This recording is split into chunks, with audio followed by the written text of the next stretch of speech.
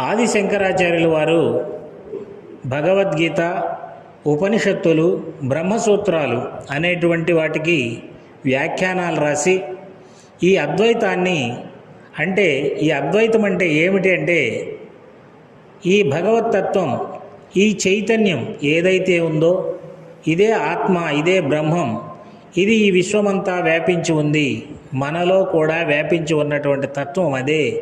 నిజానికి నేను అంటే ఆ బ్రహ్మతత్వము, ఆ ఆత్మతత్వమే, ఆ చైతన్యతత్వమే కానీ ఈ మిగతా శరీరం అంతా కూడా లేదు, ఈ విశ్వంలోని ప్రతి వస్తువు కూడా నశించిపోయేదే. కానీ మిగిలి ఉండేది ఏంటి అనంటే కేవలం ఈ చైతన్యం మాత్రమే. ఆ చైతన్యాన్నే నేను, మనమందరం కూడా ఆ చైతన్యంలో భాగాలం అనేటువంటి తత్వాన్ని భారతదేశం అంతటా విస్తృతంగా పరిచయం చేసినటువంటి మహానుభావులు ఆది శంకరాచార్యుల వారు. మరి ఈయన దాదాపు 2500 సంవత్సరాలకు పూర్వం మన భారతదేశంలో జన్మించారని, ఆయన ఈ అద్వైత సిద్ధాంతాన్ని ప్రతిపాదించారని మనకు కంచి కామకోటి మఠంలో ఉన్నటువంటి అక్కడ ఉన్నటువంటి శాసనాల ద్వారా మనకు తెలుస్తూ ఉంది. మరి 2500 సంవత్సరాలకు పూర్వం నడయాడినటువంటి ఆదిశంకరాచార్యుల వారికి 100 సంవత్సరాల క్రితం షిరిడీలో వెలసిన సాయిబాబా వారికి అసలు సంబంధం ఏంటండి, వారికి వీరికి ఎక్కడ పొంతన కుదురుతుంది అని కొంతమందికి అనుమానం వస్తుంది.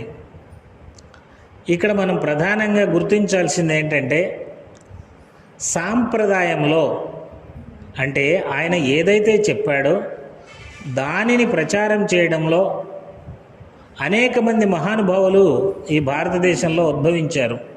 అటువంటి వారి పరంపరలోని వారే షిరిడీ సాయిబాబా వారు కూడా.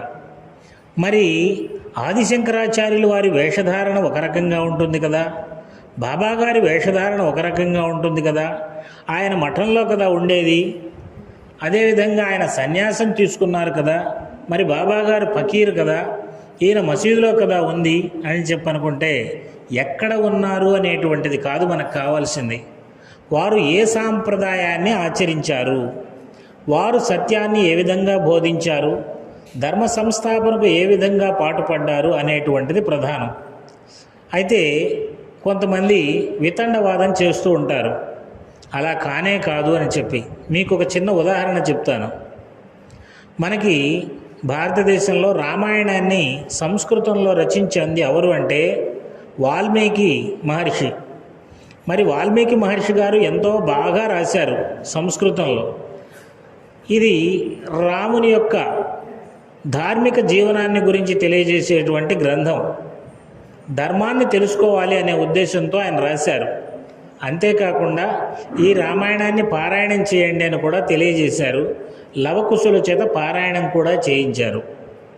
మరి వారి పరంపర ఉన్నారు అనుకుందాం, ఒకవేళ ఉన్నారో లేరో మనకు తెలియదు. మరి కొన్ని తరాలు గడిచిపోయినాయి ఇప్పటికీ.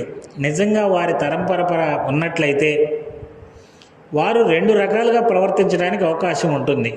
ఒకటి ధర్మబద్ధంగా, 2 అధర్మంగా. ఏమిటి ధర్మబద్ధంగా ప్రవర్తించడం అంటే వాల్మీకి రామాయణాన్ని సంస్కృతంలో రాశారు.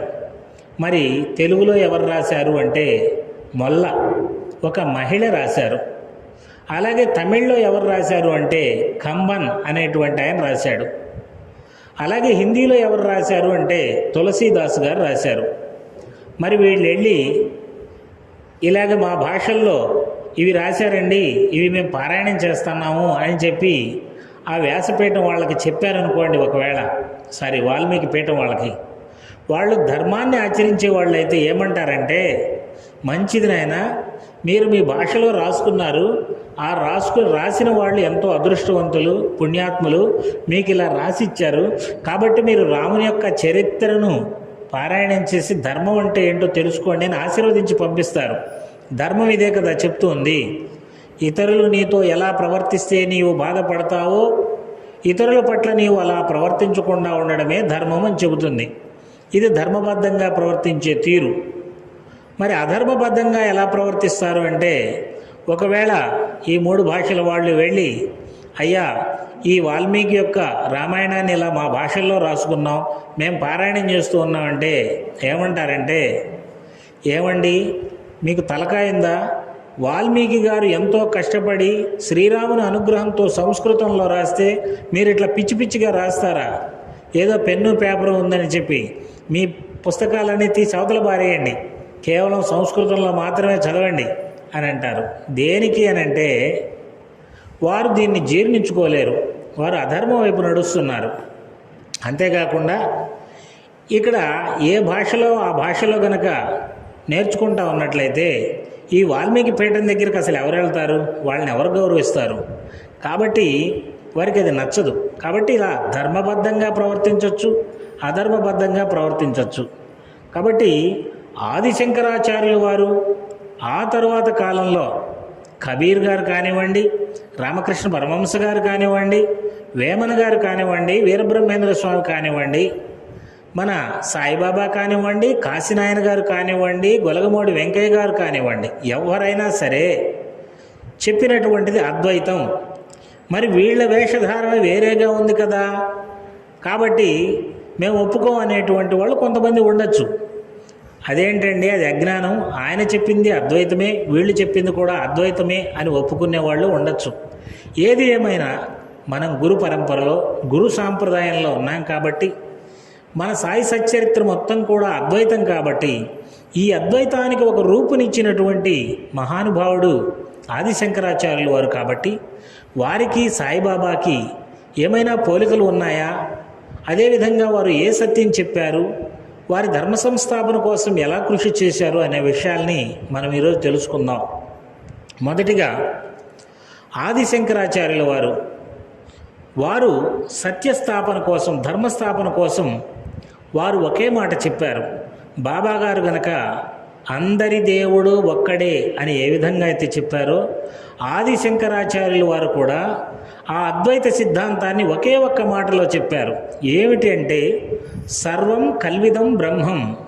సర్వం కల్విదం బ్రహ్మం అంటే ఈ విశ్వమంతా కూడా బ్రహ్మముతోనే నిండియున్నది అనేటువంటిది ఆ యొక్క మాటకు అర్థం. బాబా ఎలా అయితే అందరి దైవం ఒక్కడేనని చెప్పారో, ఈయన కూడా సర్వం కల్విదం బ్రహ్మం, అంతా పరబ్రహ్మమే అనేటువంటి దాన్ని ఆయన తెలియజేయడం జరిగింది. అదేవిధంగా అదే తత్వాన్ని, అదే ఆయన చెప్పినటువంటి సత్యం ఆయన భారతదేశం అంతా కూడా ప్రచారం చేయడం జరిగింది. భగవంతుడు ఎక్కడో లేడు, మనలోనే ఉన్నాడు, అంతటా వ్యాపించి ఉన్నాడు, అన్ని జీవరాశుల్లో భగవంతుడే ఉన్నాడు అని ఆయన చెప్పారు. బాబా గారు కూడా అదే చెప్పారు. అదేవిధంగా ఆదిశంకరాచార్యులు వారిని గమనించినట్లయితే వారు చిన్నప్పుడే మహాజ్ఞాని అట. వారు 8 సంవత్సరాల వయసుకే వేదాలన్నీ చదివేశారట. 16 సంవత్సరాల వయసు నాటికి ఉపనిషత్తులు, బ్రహ్మసూత్రాలు, భగవద్గీత ఇటువంటివన్నీ కూడా చదివి మహాజ్ఞానిగా ఆయన పేరు పొందారట. అదేవిధంగా మనం బాబాగారి సచ్చరిత్రలో కనుక చూసినట్లయితే, బాబాగారు షిరిడీలో ప్రకటితమైనటువంటి 16 సంవత్సరాల వయసులో మహాజ్ఞానిగా ఆయన ప్రజలందరికీ కనిపించారు. అంటే వీరు బాల్యం నుంచే మహాజ్ఞానులు అనేటువంటి విషయం మనకు తెలుస్తూ ఉంది.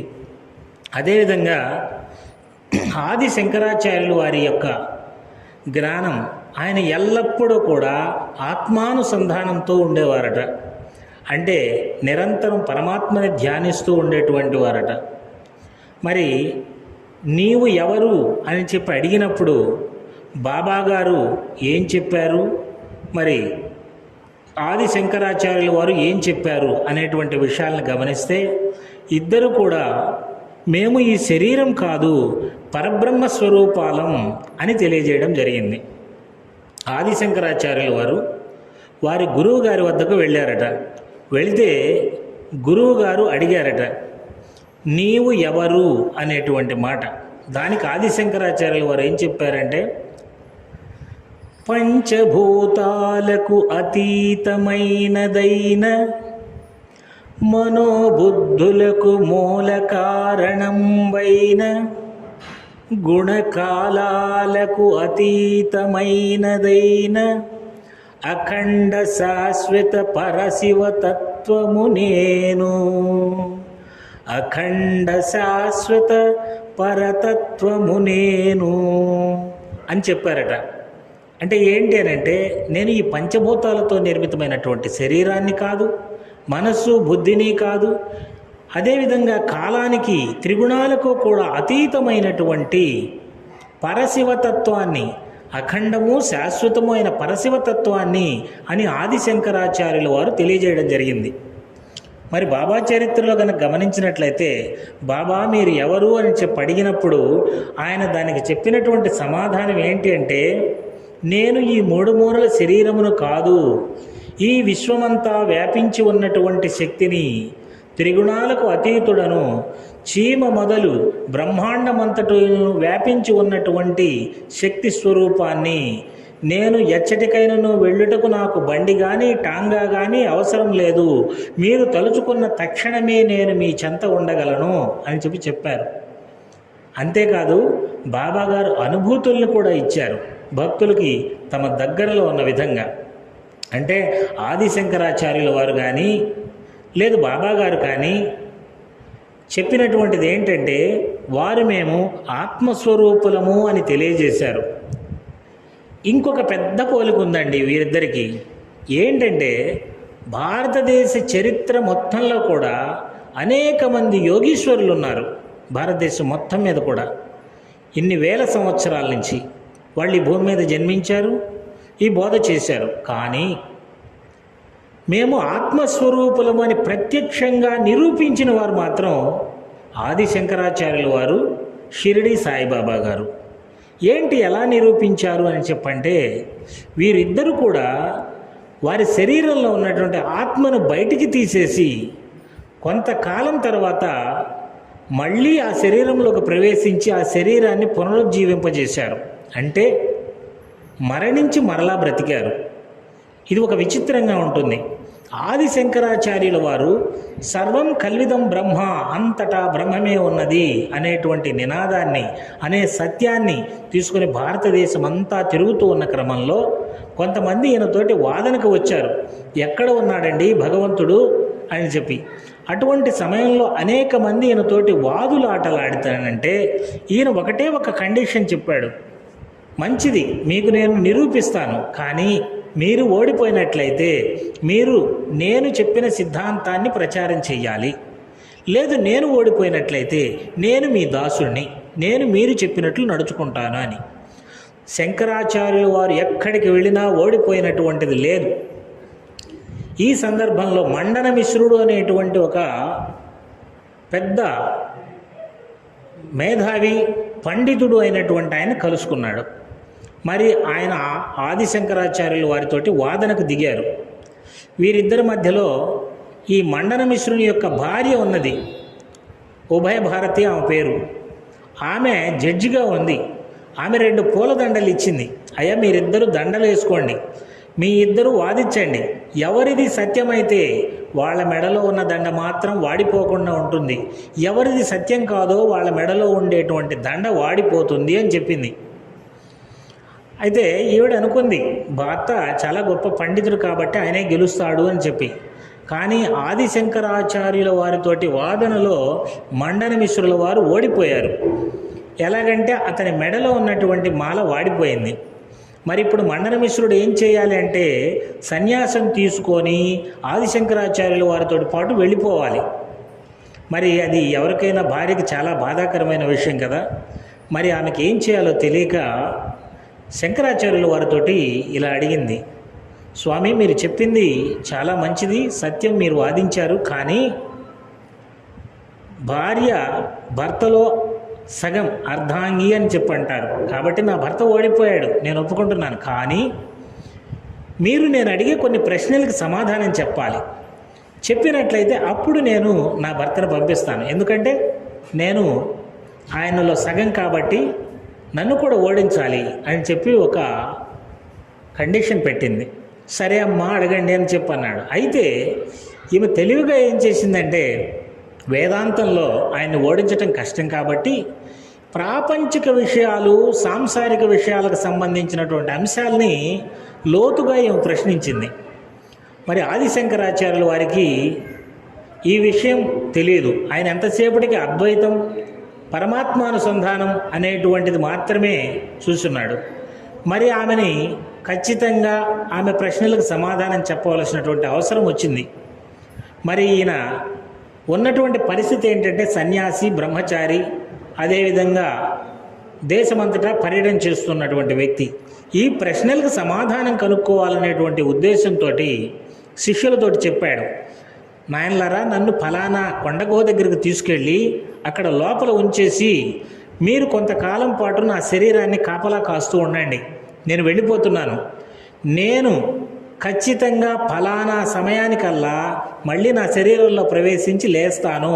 కాబట్టి మీరు ఏ విధమైన భయపడకుండా నా శరీరాన్ని కాపాడుతూ ఉండండి అని చెప్పి వాళ్ళ దగ్గర వాళ్ళ ఒడిలో ఒరిగిపోయి ఆయన వెళ్ళిపోయాడు ఎక్కడికో. మరి శిష్యులు ఆ శరీరాన్ని అలా కాపాడుకుంటూ ఉన్నారు. బయట ప్రపంచానికి తెలిస్తే ఒప్పుకోరు. ఏంటయ్యా చనిపోయిన ఆయన అలా పెట్టుకొని ఎన్ని రోజులు ఉంటారని చెప్పి గొడవ చేస్తారు.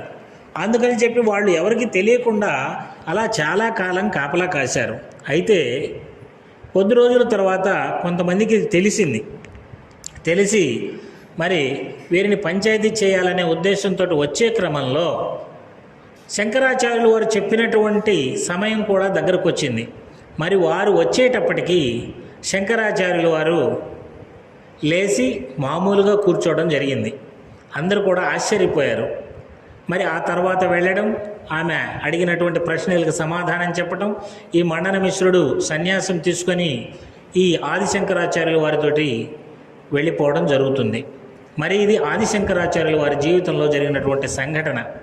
మరి బాబా జీవిత చరిత్రలో మనందరికీ తెలిసినటువంటిదే. బాబాగారు ద్వారకామాయ మసీదులో ఉండి మహల్సాపతి ఒడిలో ఒరిగిపోతూ, భక్త, నేను 3 రోజుల తరువాత మళ్ళీ వస్తాను, నా శరీరాన్ని జాగ్రత్తగా కాపాడు అని తెలియజేసి వెళ్ళిపోవడం జరుగుతుంది.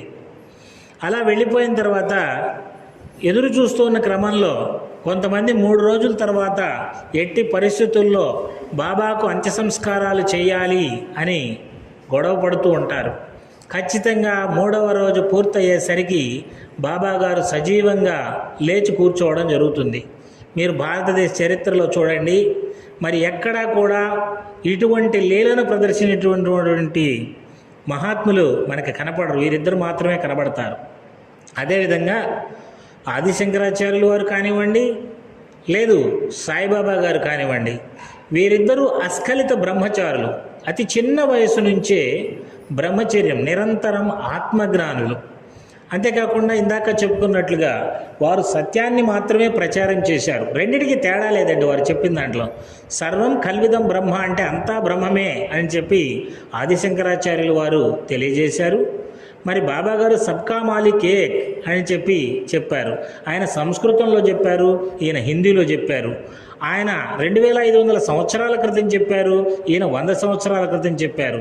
రెండిటి అర్థము ఒకటే, అంతా భగవంతుడే అనేటువంటిదే దాని యొక్క అర్థం. మరి వారు ఆ సత్యాన్ని ప్రచారం చేశారు.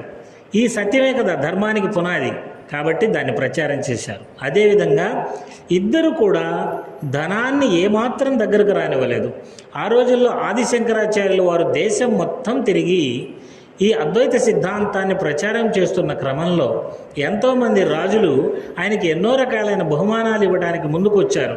కానీ ఆయన వేటిని స్వీకరించలేదు. కేవలం భిక్షాటన మీద మాత్రమే ఆధారపడి జీవించారు.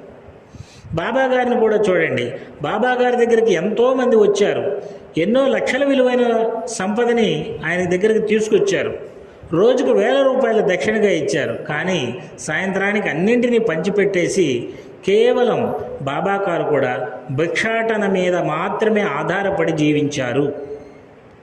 మరొకటి ఏంటంటే ఆదిశంకరాచార్యుల వారికి ఇల్లు వాకిలి ఏమీ లేదు. కానీ ఆయన 4 మఠాలని స్థాపించారు. దేశమంతటా, దేశం నలుమూలల్లో 4 మఠాలని స్థాపించారు. ఇవేం పెద్ద భవంతుల్లా కాదు. ఏదో చిన్న చిన్న మఠాలు. ఏంటి వాటి యొక్క ఉద్దేశం అంటే ఈ అద్వైత సిద్ధాంతాన్ని, సర్వం కల్విదం బ్రహ్మం అనేటువంటి సిద్ధాంతాన్ని ప్రచారం చేయాలి ఈ దేశమంతా అనే ఉద్దేశంతో 4 పీఠాలని స్థాపించారు. అవి 4 మఠాలు. వాటి ద్వారా ప్రచారం జరుగుతూ ఉంది. మరి అదేవిధంగా బాబా గారు కూడా ఇల్లు వాకిలి ఏమీ లేనప్పటికీ ఆ ద్వారకామాయి మసీదునే ఒక సంస్థానంగా చేసుకున్నారు. ఆ తర్వాత షిరిడి సాయి మందిరాన్ని ఆయన యొక్క సూచనల మేరకు బూటీ గారు ఏర్పాటు చేశారు. ఈరోజు ప్రపంచమంతా కూడా భారతీయ సనాతన ధర్మం వర్ధిల్లుతూ ఉంది అని అంటే కేవలం బాబా యొక్క షిరిడి ద్వారా మాత్రమే ఈ యొక్క ప్రచారం అనేటువంటిది జరుగుతూ ఉంది. సబ్కా మాలిక్ ఏక్, అందరి దేవుడు ఒక్కడే అనేటువంటిది ప్రపంచమంతా వెదజల్లబడుతూ ఊరు ఊరున పట్టణాన అదేవిధంగా ప్రతి దేశంలో కూడా బాబా మందిరాలు వెలుస్తూ ఉన్నాయి. మరి ఈ విధంగా ఆది శంకరాచార్యుల వారికి బాబా గారికి ఎన్నో విధాలైనటువంటి పోలికలు ఉన్నాయి. అదేవిధంగా వీరు ధర్మ సంస్థాపన కోసం తమ జీవితాన్ని అంకితం చేశారు. చాలామంది అనుకుంటారు, మనం అనేకసార్లు చెప్పుకున్నాం, ధర్మ సంస్థాపన అనేటువంటిది ఎవరో రాజులు వచ్చి చేస్తారు, దుర్మార్గుల్ని చంపుతారు అని చెప్పి కొంతమంది చెప్తూ ఉంటారు. కానీ గురు సాంప్రదాయంలో మాత్రం ఏం చెప్పబడుతూ ఉంది అంటే ధర్మానికి పునాది సత్యం. ఈ సత్యాన్ని గనక ప్రచారం జరుగుతూ ఉన్నట్లయితే, ఈ సమాజంలో సత్యం కనుక వ్యాప్తి చెందుతూ ఉన్నట్లయితే ఆటోమేటిక్గా అందరూ కూడా ధర్మాన్ని ఆచరిస్తారు. సత్యం అనేటువంటిది లేకుండా ధర్మం అనేటువంటిది ఆకాశం నుంచి ఊడిపడేటువంటిది కాదు. అందరూ దుర్మార్గులైనప్పుడు ఏ ఒక్క రాజో ఏ ఒక్క దేవుడో వచ్చి కొంతమందిని చంపేసినందువల్ల ధర్మం నిలబడదు. సత్యాన్ని అందరూ అంగీకరించాలి. మనందరం కూడా సత్యాన్ని తెలుసుకోవాలి.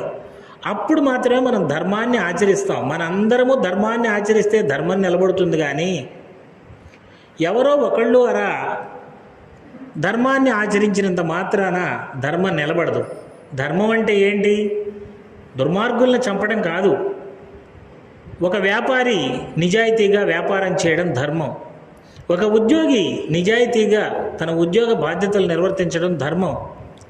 అలాగే మనందరం మన యొక్క పనులను సకాలంలో సక్రమంగా నిర్వర్తించడం ధర్మం. మరి ఇది ధర్మం అంటే ఇది గురు సాంప్రదాయం చెప్తూ ఉంది. మరి ఈ ధర్మ సంస్థాపన జరగాలి అంటే మన మనసులు మారాలి. మనంతా ఒకటే. మన మనసుల్లో ప్రేమ, సమానత్వం, సహకారం, క్షమ అనే భావనలు కలగాలి అంటే సత్యాన్ని తెలుసుకోవాలి. సత్యాన్ని తెలుసుకోవాలి అంటే ఈ ఆది శంకరాచార్యుల వారు కానీ, షిరిడి సాయిబాబా గారు కానీ, ఇంకా అనేక మంది మహాత్ములు చెప్పినటువంటి ఒకే ఒక్క సత్యం ఏంటంటే ఆయన సర్వం కల్విదం బ్రహ్మం అన్నా, ఈయన అందరి దేవుడు ఒక్కడేనన్నా ఒక్కటే. భగవంతుడు ఈ సృష్టి అంతా సకల జీవరాశిలో వ్యాపించి ఉన్నాడు. కాబట్టి అందరితో ప్రేమగా ఉండండి. ఇదే ధర్మం.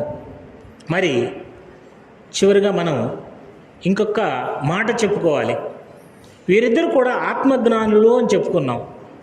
మరి ఆత్మజ్ఞానులు అయితే ధర్మబద్ధంగా ప్రవర్తించారండి వీరు ఎక్కడైనా సరే. మరి ధర్మబద్ధంగా ప్రవర్తించారు కదా.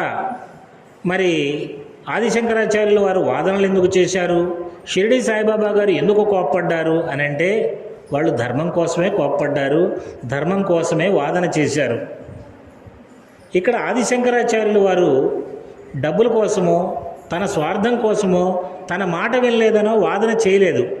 కేవలం తన సిద్ధాంతాన్ని నిరూపించడానికి మాత్రమే వాదన చేశారు.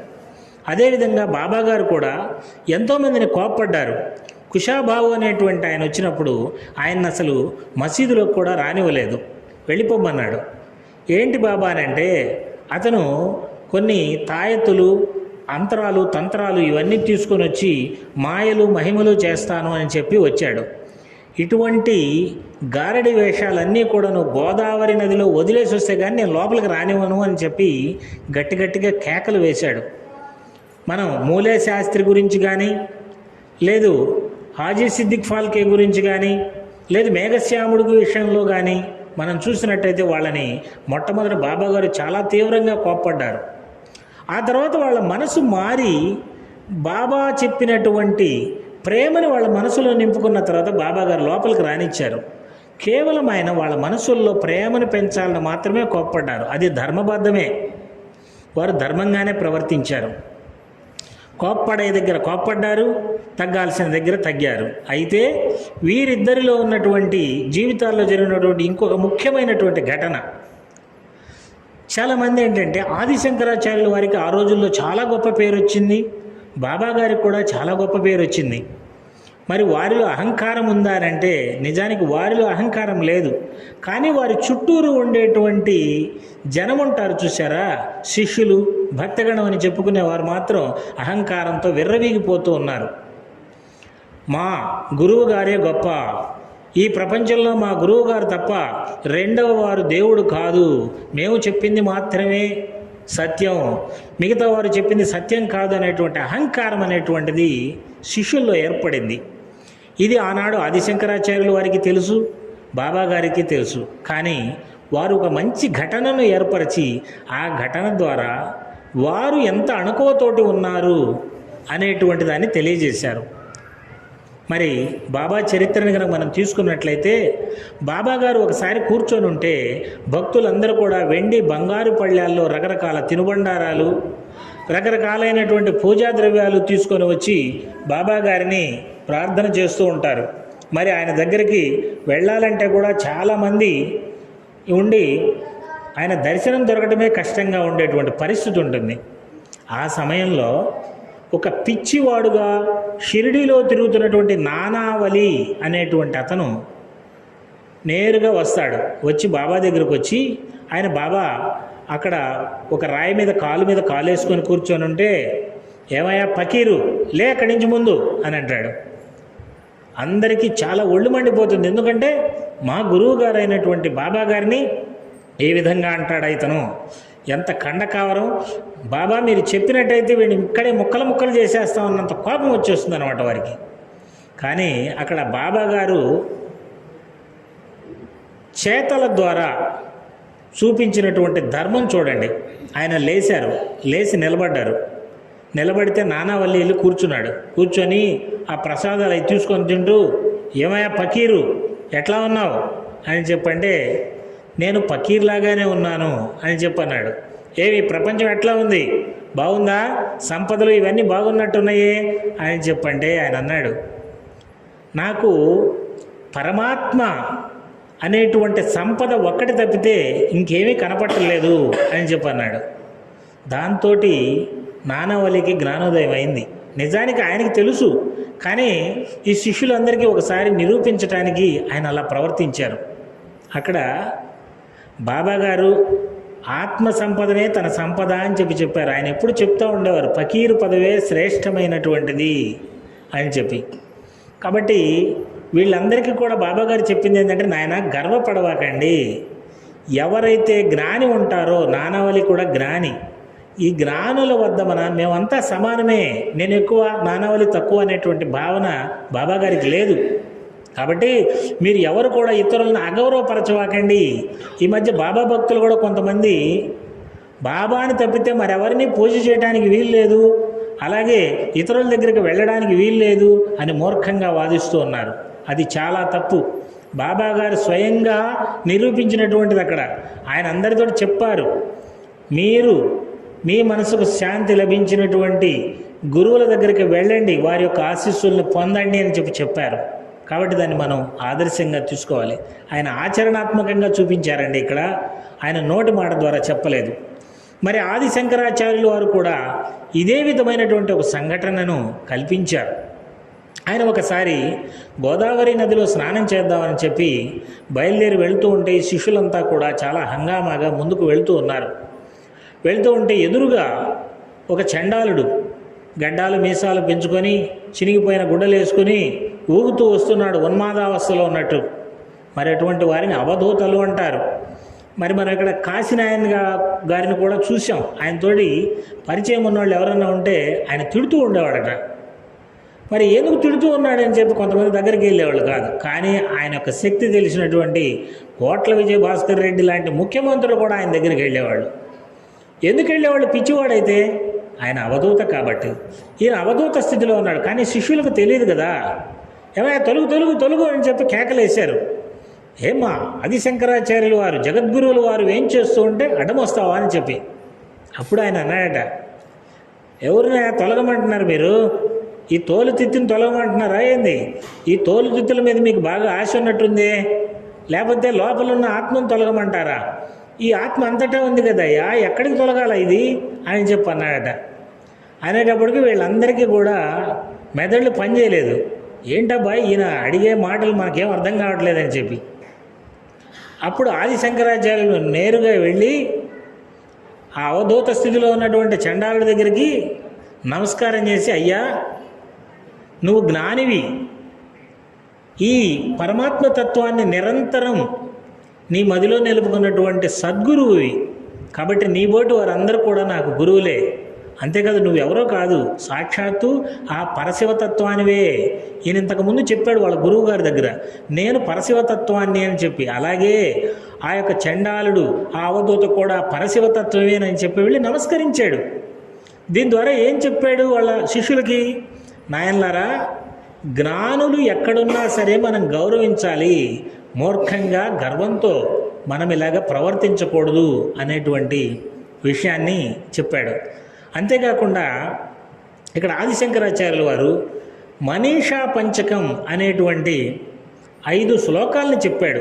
ఏమిటి 5 శ్లోకాలు అని చెప్పంటే, భగవద్గీత, బ్రహ్మసూత్రాలు, ఉపనిషత్తులు, ఇవి 3 కూడా అద్వైతం అనేటువంటి దానికి మూలమైనటువంటి గ్రంథాలు. ఆ 3టికి కూడా ఆయన వ్యాఖ్యానాలు రాశాడు. అంటే ఆ 3ంటిని కూడా వివరణాత్మకంగా రాశారు ఆది శంకరాచార్యుల వారు.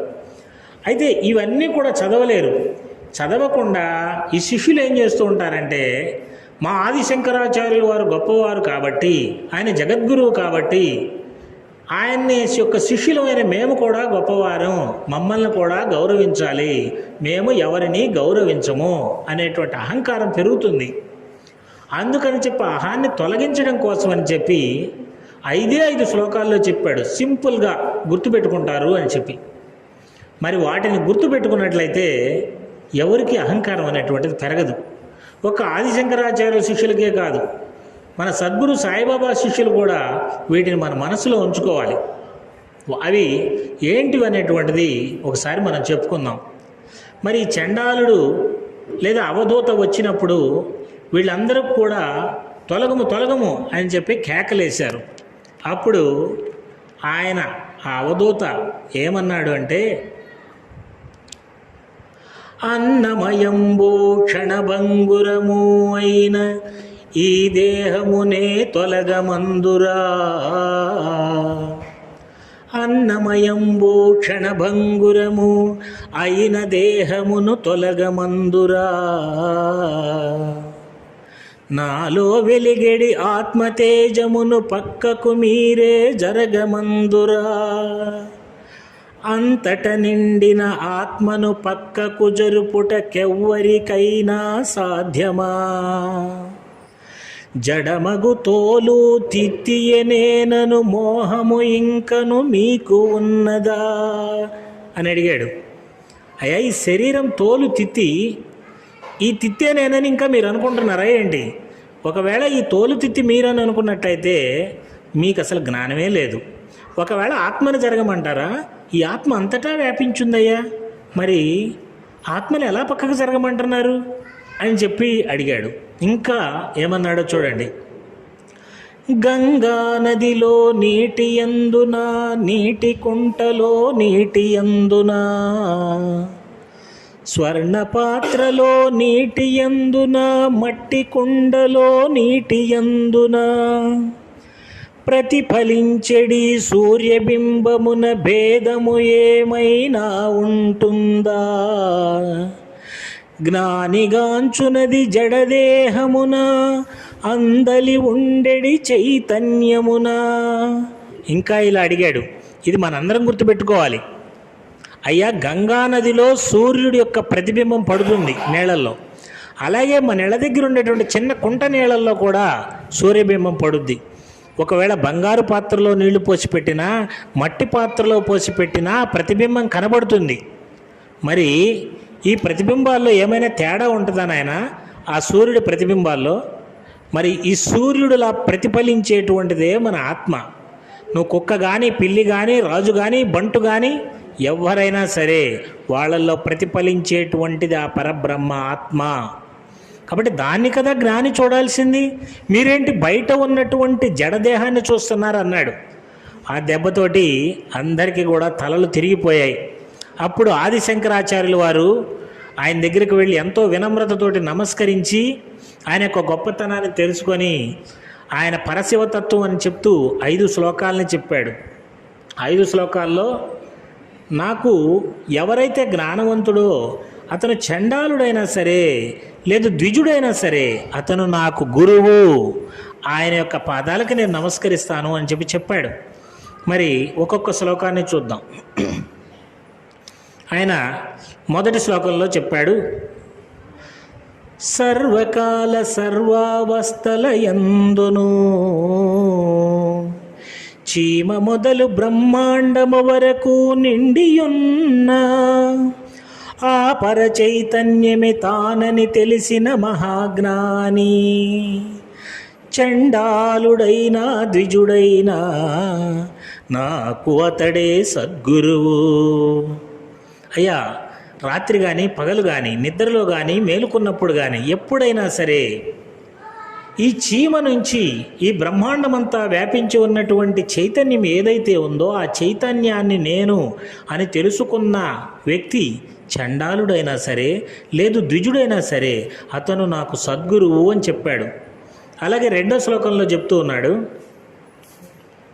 శాశ్వతంబగు ఆపరతత్వం బేతానని అశాశ్వతంబగు మాయామయంబు ఈ విశ్వమని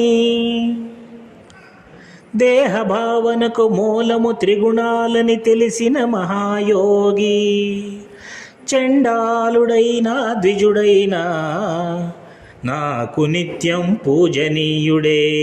అయ్యా, శాశ్వతమైనటువంటి ఆత్మ తానని ఎవరైతే అనుకుంటారో, ఈ అశాశ్వతమైనటువంటి ప్రపంచాన్ని ఎవరైతే వదిలేస్తూ ఉన్నారో, ఎవరైతే త్రిగుణాల వల్ల ఈ దేహం అనేటువంటిది ఏర్పడిందని భావిస్తున్నారో అటువంటి యోగీశ్వరుడు చండాలుడైనా ద్విజుడైనా సరే నేను అతన్ని నిత్యం పూజిస్తాను అని చెప్పారు. ఆ తర్వాత ఆదిశంకరాచార్యులు వారు ఏమి చేస్తున్నారు, ఎలా ప్రవర్తిస్తున్నారు అనేటువంటి దాన్ని 3వ శ్లోకంలో చెప్పారు. గురువాక్యమును నామదిలోనే దృఢముగా నేను నిలుపుకొంటిని, గురువాక్యమును నామదిలోనే దృఢముగా నేను నిలుపుకొంటిని, జడమును వీడి చైతన్యమునే నిత్య సత్యమని తెలుసుకొంటిని, కర్మఫలముపై మోహము వీడే జ్ఞానసాగరము చేరుకొంటిని, సత్యస్థాపనకు ఈ దేహమునే సాధనముగా మలచుకొంటిని అని చెప్పారు.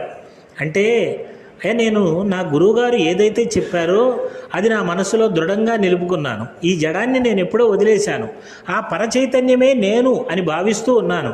నేను దాన్నే ఆచరిస్తూ ఉన్నాను. అలాగే నేను చేసే పని మీద నాకు వ్యామోహం లేదు. ఎందుకంటే నేను జ్ఞానసాగరాన్ని, ఆ పరమాత్మతత్వం అయినటువంటి జ్ఞానాన్ని, ఆ జ్ఞానసాగరాన్ని చేరుకొని ఏ పని మీద నాకు వ్యామోహం లేనటువంటి స్థితికి చేరుకున్నాను. అయితే నేను ఇప్పుడు చేసేదంతా ఏంటంటారా? సత్యస్థాపనకి ఈ దేహాన్ని నేను ఒక సాధనంగా చేసుకున్నాను.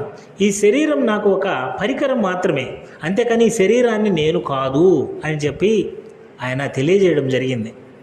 అదేవిధంగా 4వ శ్లోకంలో ఆయన చెప్తూ ఉన్నారు, మేఘము చాటున దాగిన సూర్యుని తేజము ఓలే అంతరంగమున ప్రకాశించు ఆ చైతన్యముతో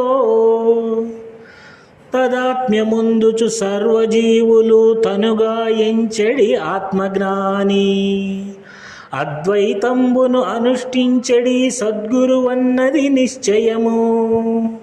ఇక్కడ చెప్తున్నాడు, మేఘం చాటున సూర్యుడు తేజస్సు దాగి ఉంటుంది, మన కంటికి కనపడదు. అలాగే మన అంతరంగంలో కూడా ఆత్మ తేజస్సు ప్రకాశిస్తూ ఉంటుంది.